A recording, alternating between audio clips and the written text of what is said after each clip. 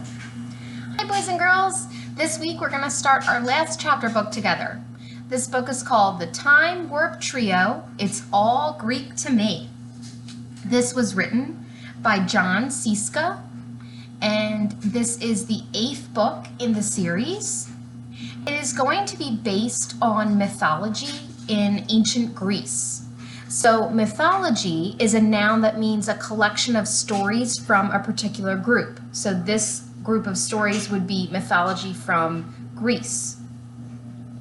Each story is called a myth, and that is our vocabulary word for the first day.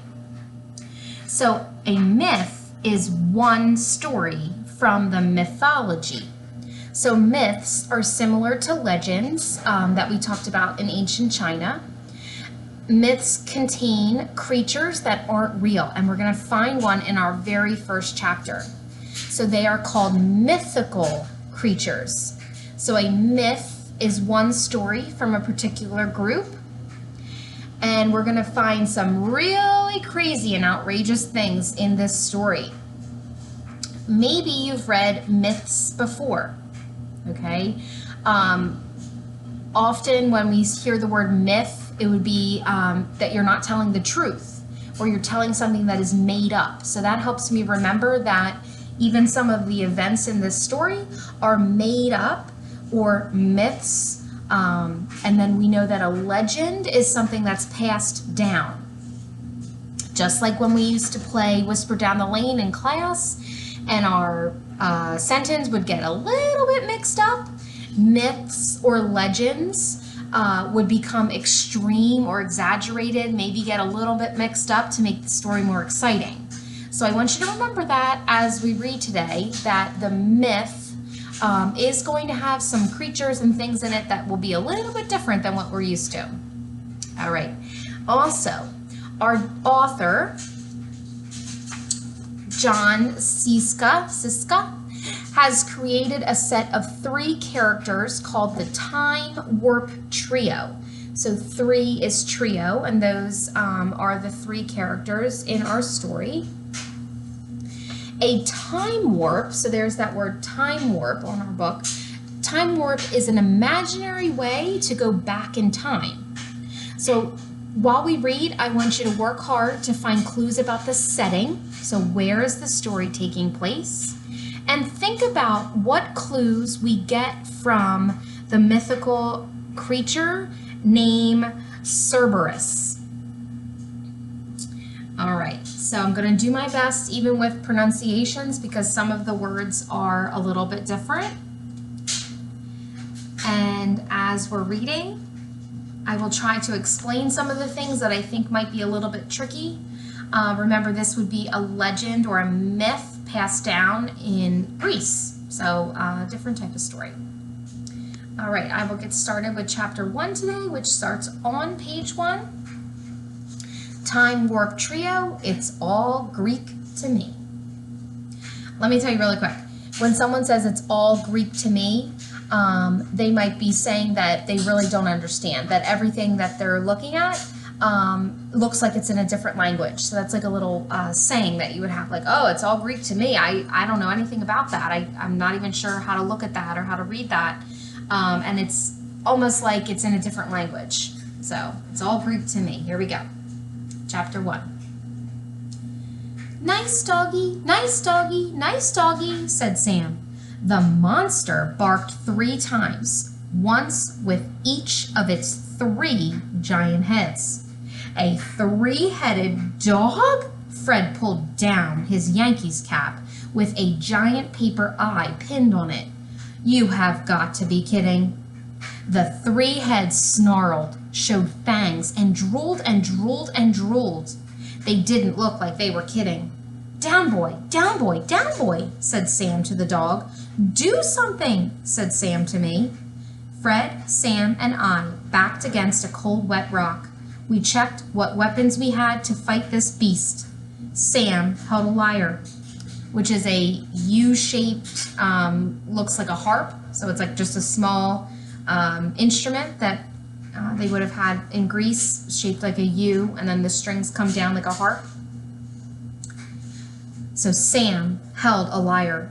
Fred gripped his aluminum foil covered thunderbolt, and I was armed with one gold spray painted plastic apple.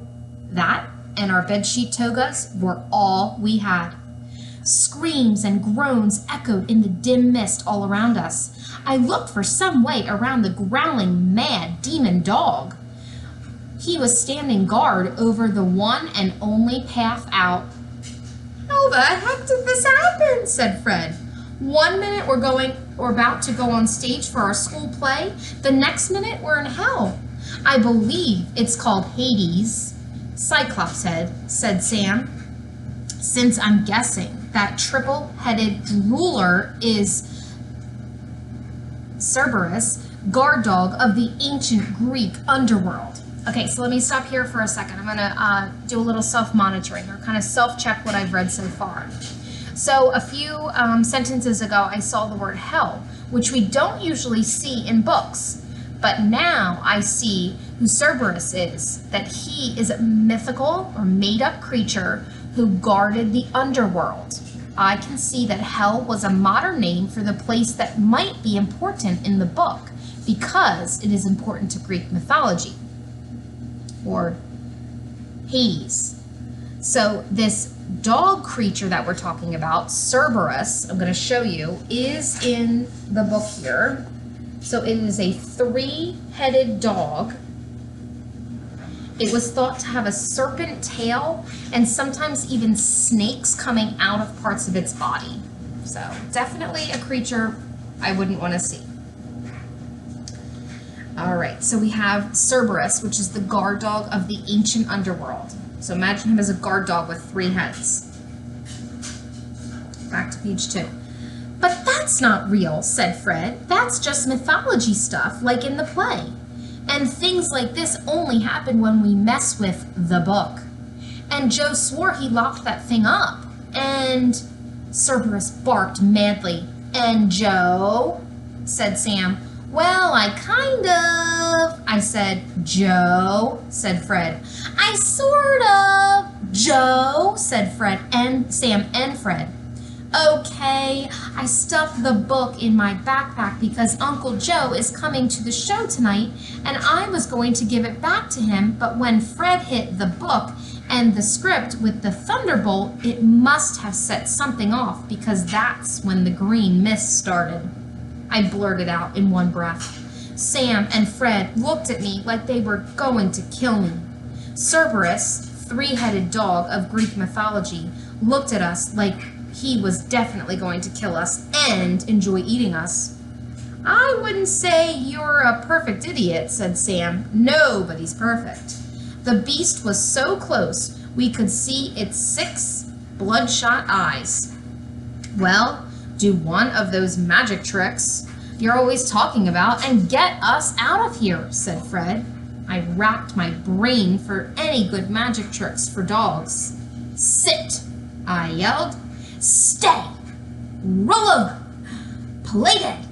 Cerberus growled and stepped closer. "Joe," said Sam nervously, "I don't think this is working." "This never fails," I said. I picked up a small rock and threw it into the gloomy mist. "Fetch!" Not one of the 3 slobbering heads even turned to look. One head locked its red eyes on Sam. One head stared at Fred. One head zeroed in on me. The thing was so close we could see each thick black hair raised on its back and smell each blast of its roadkill breath. The last thing I remember thinking was, what a way to go, eaten by a nasty smelling monster that isn't even real. So, exciting way to start chapter 1.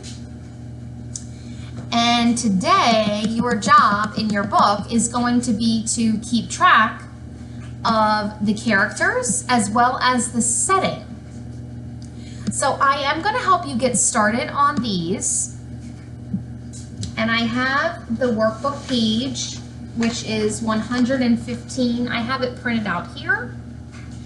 because throughout the next 2 weeks, it is going to be your job to keep track of a story map.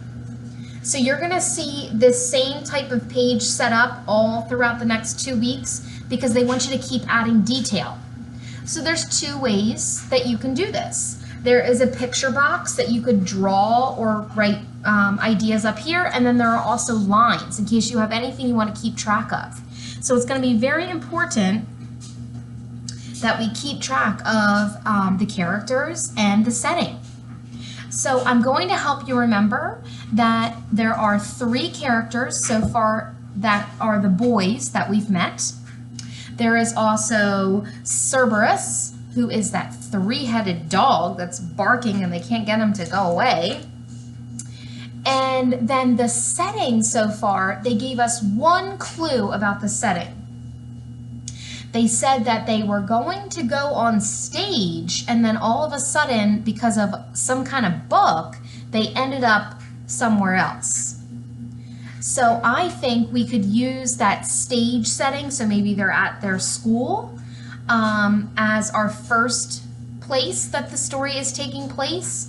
And then we can also add, maybe later when we find out a little bit more about this other place that they're at, where is this dog? Okay, we know that he is the guard of the underworld.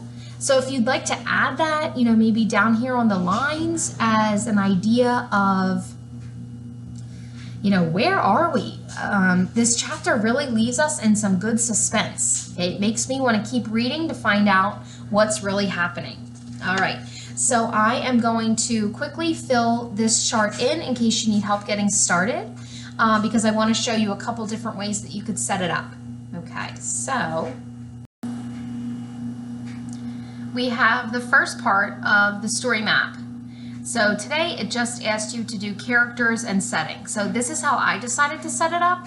I picked the 4 most important people that we've met so far, which are the 3 boys. That makes up the trio, Joe, Fred, and Sam. And then Cerberus, which is the 3-headed dog. The setting so far, we're at the school play, because remember they said Uncle Joe was coming to watch the play. And then Hades, which is the place where Cerberus lives, and I think that's where we are towards the end of the chapter. So I don't know too many things about these characters, but what I do know is that something is going on with this book. The book, they call it, and Joe had it in his backpack, so I think that's going to be important. So I wrote a little note here. Okay, if there's anything else I wanted to remember, down here would be a good spot to add it. So throughout the week, the workbook is going to give you a couple of different pages with this same setup, the box at the top and then the lines down here. If you would like to keep adding to the same page, for example, if you think of something in chapter 2 and then want to come back and add it to this page is 115, this is a great place to add it, okay? It'll keep all of our ideas in our mind. So just like I would do on the posters at school, this is going to be like your poster setup that you can keep adding details as we go. And I'll keep this also so that if there's anything that I think we should add, it'll help you to keep it in mind and help us keep track. Okay, see you back for chapter 2.